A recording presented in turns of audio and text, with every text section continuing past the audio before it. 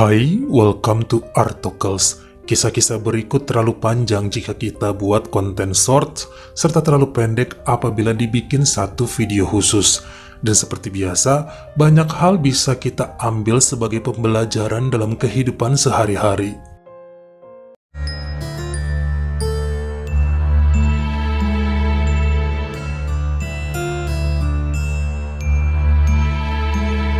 Ada seorang balita berusia 3 tahun bernama Gabriel tinggal bersama orang tua serta abang-abangnya di daerah Segarcia, Provinsi Dolj, negara Romania. Pada Sabtu siang sekitar jam 11.30 tanggal 13 April 2013, anak tersebut lepas dari pengawasan keluarga saat bermain gak jauh dari rumahnya, kemudian jatuh pada sebuah sumur bor yang selama ini sudah ditutup bagian atasnya untuk mencegah orang terpeleset ke sana. Hal tersebut awalnya diketahui teman dan tetangga yang langsung membuat ibunya histeris dan semua warga ikut membantu. Namun nampaknya usaha mereka sia-sia hingga menghubungi pihak kepolisian yang dengan segera mendatangkan bantuan dari tim penyelamat serta satuan pemadam kebakaran. Jika kita perhatikan bahwa sumur bor ini terbuat dari beton besi, jadi bentuknya mirip saluran pipa besar dengan kedalaman 15 meter, sementara diameter lubang sumur diperkirakan 65-70 cm. Berbagai upaya dilakukan, namun nampaknya sulit meskipun kemudian didatangkan bantuan berupa alat berat, tapi tetap juga nggak berhasil mengeluarkan si Gabriel dari sana yang semakin kehabisan udara dalam ruang sempit tersebut. Sempat juga ya berpikir untuk meruntuhkan sumur, namun keadaan tanah yang gamang dan mudah longsor membuat mereka berpikir ulang untuk melakukan hal ini karena bisa membahayakan nyawa anak itu.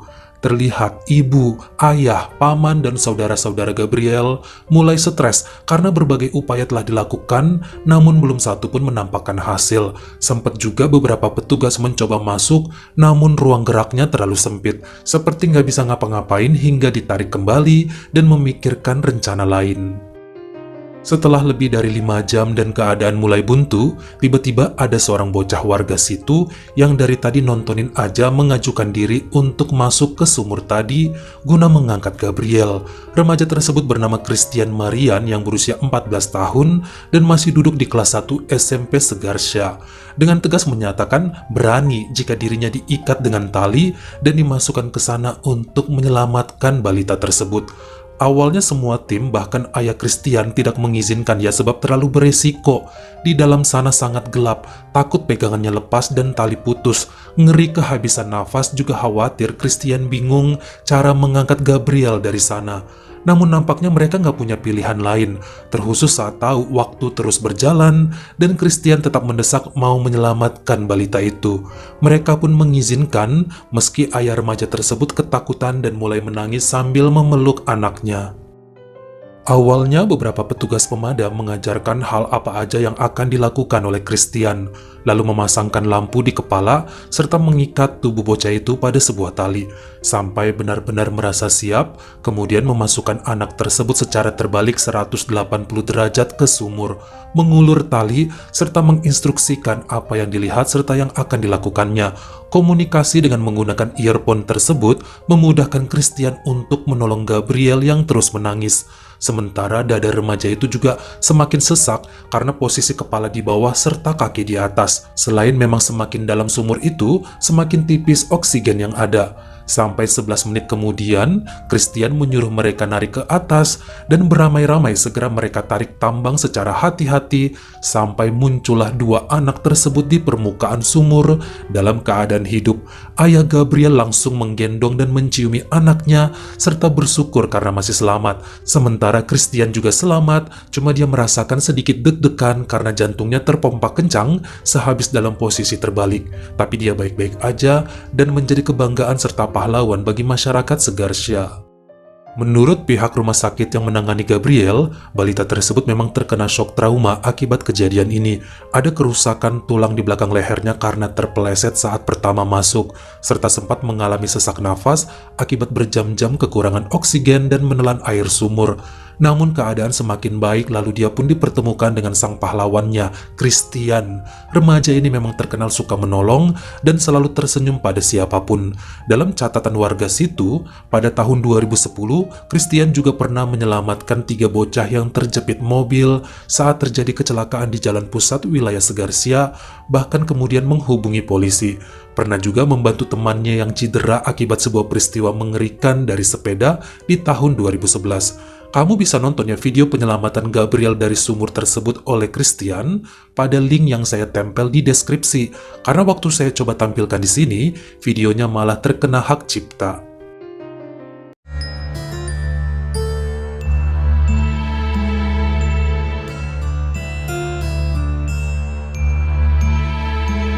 Pada hari Kamis 19 Januari 2023 merupakan hari cerah namun berangin yang bisa dinikmati oleh warga wilayah Kentucky, Amerika.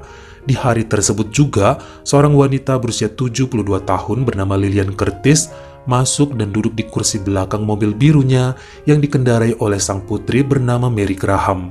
Mereka mau menjemput suaminya yang berusia 77 tahun bernama Lloyd Curtis dari salah satu rumah sakit yang ada di daerah Louisville, karena pria tersebut baru saja selesai menjalani operasi yang berhubungan dengan jantungnya. Mereka pun secara mulus menjemput sang kakek dan kemudian Lloyd duduk di kursi depan yang buat penumpang. Lillian masih di bangku belakang dan Mary sang putri tetap yang menyetir. Saat mereka berkendara untuk balik ke rumah, sudah ada informasi dari radio mobil bahwa bakalan ada hujan badai yang akan menyerang Kentucky dari sore sampai malam di hari tersebut. Himbauan agar semua waspada, kalau bisa tetap berdiam di rumah aja, dan memang katanya selama perjalanan untuk pulang ini, angin semakin kencang terasa dan agresif. Mary melaju dengan kecepatan 60-100 km per jam melawan kencangnya angin kala itu. Nampak semua pohon yang dilewati bergetar dan sudah ada juga info di radio bahwa banyak pohon yang tumbang di wilayah tersebut. Walaupun keadaan begitu, mereka bertiga memutuskan untuk berhenti makan dulu karena sama-sama lapar dan tadi pagi tuh belum masak di rumah sebab terburu-buru mau jemput Pak Lloyd. Awalnya pengen makan pizza, namun kelihatan tempatnya rame. Akhirnya berubah jadi pengen makan ayam serta fish and chips aja, hingga kemudian mampir ke restoran cepat saji Dennis pada pukul 1.30 siang yang berada di Interstate 65 Elizabethtown. Mereka pesan makanannya untuk di take away dan berniat menyantapnya dalam mobil aja karena ternyata di dalam resto cukup ramai dan gak ada kursi kosong tersedia. Mary bawa makanan lalu membagikan pada orang tuanya. Mereka menikmati makan siang di parkiran Dennis restoran supaya punya tenaga lagi untuk melanjutkan perjalanan. Saat itulah ternyata angin kuat kembali berhembus dan terjadi hal yang benar-benar mengerikan. Yang tidak disadari oleh mereka bahwa mobilnya terparkir tepat di bawah tanda nama restoran yang terus bergoyang karena angin. Tiba-tiba, tanda nama yang terbuat dari besi dengan berat hampir 1.200 kilo ini jatuh dari tiangnya dan menghantam mobil biru mereka dengan sangat kuat. Awalnya menimpa bagian belakang mobil dan menghantam sang ibu tepat di atas kepalanya. Bahkan tubuh Liliana bisa dibilang gepeng, namun masih bernafas. Sementara besi tanda nama itu kemudian bergulir ke bagian depan mobil dan melukai sang ayah Lloyd serta Mary. Mereka masih bisa diselamatkan dan langsung dilarikan ke rumah sakit terdekat meskipun mengalami patah tulang di bagian tubuh belakang. Namun sayangnya saat di rumah sakit, keadaan Lillian makin parah dan dalam hitungan menit saja, wanita itu dinyatakan telah pergi untuk selamanya, terkhusus karena luka berat pada kepala dan badan yang remuk. Cukup mengerikan memang, bahkan setelahnya untuk mengangkat besi tersebut dari atas mobil aja perlu bantuan beberapa alat berat sebab orang-orang gak sanggup memindahkannya dengan tangan kosong. Bisa dibilang jenis kecelakaan seperti ini sangat jarang terjadi. Terkhusus pihak Dennis restoran menyatakan bangunan serta tanda nama mereka itu selalu dicek, masih sangat kuat dan teruji, bahkan bisa tahan terhadap tornado harusnya. Berita sedih berlanjut 4 hari kemudian pada Senin 23 Januari 2023 saat tubuh Lloyd juga menyerah atas luka parah yang dialami.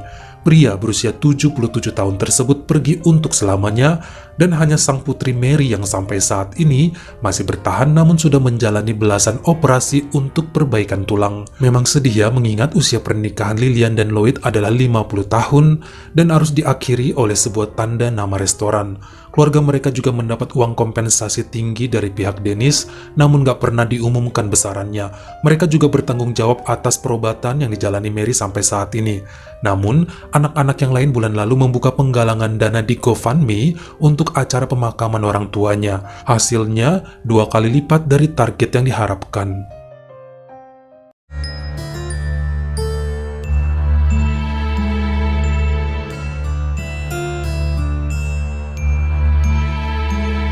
Seorang gadis bernama Srafia yang merupakan warga asli Mangalore, belum genap berusia 18 tahun, sedang mengikuti masa pengenalan dan orientasi di Universitas Putur yang ada di kota Mangaluru, negara India. Namun sayangnya, pada bulan Februari 2022 tersebut, juga sedang ada demo besar atas kontroversi di kampus itu mengenai larangan penggunaan hijab bagi mahasiswi yang ada di sana. Ini membuat kegiatan belajar serta masa orientasi yang masih berjalan terpaksa dihentikan sementara sampai ada pengumuman selanjutnya. Pada Senin 14 Februari 2022, setelah melewati hari yang berat di kampus, Srafia pulang ke rumah telat dan ngasih tahu pada orang tuanya bahwa mereka akan libur semingguan sebab ada demo. Jadi dia bisa bantu-bantu ibunya jualan dulu. Srafia adalah anak sulung dan terkenal rajin serta ramah. Tanggung jawab besar baginya untuk bisa sekolah tinggi supaya kelak punya pekerjaan layak, mengangkat derajat orang tua serta membantu adik-adiknya. Malam itu, Srafia yang masih sempat nolong ibunya bikin kue yang akan dijual besok dan ngobrol panjang lebar sampai larut, kemudian berniat mau tidur. Seperti rutinitas biasa yang dilakukan tiap malamnya, gadis itu berniat mau cuci muka sambil sikat gigi. Dia pun masuk ke kamar mandi dalam keadaan gelap dan ini udah sering terjadi ya, hanya mengandalkan cahaya yang masuk dari luar toilet. Hitungannya sih remang-remang. Gadis itu pun mencuci wajahnya dan menyikat gigi dengan menggunakan odol yang terletak di jendela kamar mandi. Seketika ada hal aneh terjadi. Srafia berpikir bahwa pasta giginya itu terasa berbeda. Bau kimianya lebih menyengat dan di mulut terlalu kesat seperti bensin melekat di langit-langit mulut. Dia pun segera menyalakan lampu dan melihat sikat giginya sambil berkaca. Semua serba hitam. Baru deh tersadar bahwa yang diambilnya bukan odol, melainkan racun tikus merek Ratol yang kemasannya itu mirip dengan pasta gigi. Segera gadis itu meludahi apa yang ada di mulutnya, bersih-bersih, kumur-kumur dan mengulang sikat gigi kali ini dengan odol yang tepat. Karena saat itu seisi rumah udah pada tidur, akhirnya Srafia nggak cerita ke siapa-siapa dan langsung masuk kamar. Lagian dia juga malu ya karena kecerobohannya sendiri. Harusnya nyalakan lampu saat masuk ke sana. Malam itu, dia ngerasa baik-baik aja, namun agak kebas itu gigi serta gusi di mulutnya. Berasa ada yang tebel namun nggak terlalu mengganggu. Mikirnya dibawa tidur aja lah, pasti entar akan segera hilang rasa aneh yang ada. Keesokan paginya, Srafia masih merasa baik-baik aja, namun memasuki siang hari kepalanya mulai pusing dan bagian dalam mulutnya agak perih. Dia coba berkaca dan melihat gusinya berwarna merah. Bahkan kemudian saat meludah terlihat cairan darah yang keluar terus dari mulutnya. Awalnya dikit-dikit, lama-kelamaan makin deras aja itu cairan keluar dari gusinya. Akhirnya dia cerita pada orang tua mengenai apa yang terjadi dan segera dilarikan ke rumah sakit swasta terdekat untuk mendapatkan pertolongan. Dokter bertanya apa aja yang dikonsumsi dan dilakukan sebelumnya untuk bisa memperkirakan penyebab sakitnya itu. Baru deh Srafia bercerita mengenai pasta giginya semalam yang salah ambil dengan racun tikus. Dia pun terpaksa menginap di rumah sakit karena kondisinya dinyatakan semakin parah. Bahkan 24 jam setelahnya saat diperiksa oleh dokter utama rumah sakit, gadis itu mengalami kejang-kejang hebat sampai gagal jantung.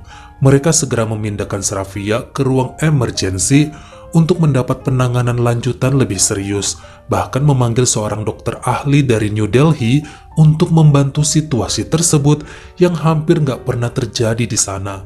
Namun sayangnya keesokan hari pada Kamis 17 Februari 2022, kondisi tubuh Srafia makin lemah sampai gadis cantik tersebut menghembuskan nafas terakhir di ruangan emergensi. Tentu saja keluarga dan sanak saudaranya menjerit histeris atas kepergian Srafia yang mendadak. Dia pribadi yang suka membantu sesama, periang dan pintar makanya masuk ke Universitas Putur melalui jalur prestasi. Kini telah berpulang pada sang pencipta untuk selamanya. Menurut hasil penyelidikan dokter, dalam sistem tubuh Srafia ditemukan kandungan racun tikus dalam jumlah yang besar. Walaupun dia nggak menelan benda tersebut, diketahui zat berbahaya itu mampu meresap otomatis melalui gusi serta lidahnya. Inilah yang dipercaya terus mengalir ke sistem tubuhnya dan perlahan tapi pasti melenyapkan nyawa gadis cantik ini. Pihak kepolisian menyatakan bahwa kejadian tersebut merupakan kecelakaan karena kecerobohan. Sementara keluarga juga nggak tahu siapa yang menaruh racun tikus itu di sana. Sepertinya ada yang dengan sembrono dari teras belakang meletakkan benda itu di jendela kamar mandi yang emang tembus ke bagian belakang rumah. Tapi orangnya malah lupa memindahkan benda itu sesudahnya. Bagaimana menurut kamu, mana dari 3 kasus nyata tadi yang harusnya bisa dihindari jika memang tidak ceroboh, mawas diri dan selalu waspada dalam melakukannya? Kalian komen di bawah. Kalau kamu suka sama video ini, jangan lupa ya klik like serta tombol share-nya. Buat yang baru pertama kali mampir, atau udah sering mampir tapi belum berlangganan, jangan lupa klik dulu tombol subscribe, dan juga dinyalain notifikasinya. Supaya lain kali kalau misalnya saya upload video baru, kamu jadi orang pertama yang tahu. Follow juga Instagram saya jika berkenan di Artokels S-nya 2. Dan jangan lupa untuk nontonin semua video saya yang lainnya. Ingat ya, tetap jaga jari dan juga lidah kita supaya nggak nyakitin hati orang lain. Terima kasih.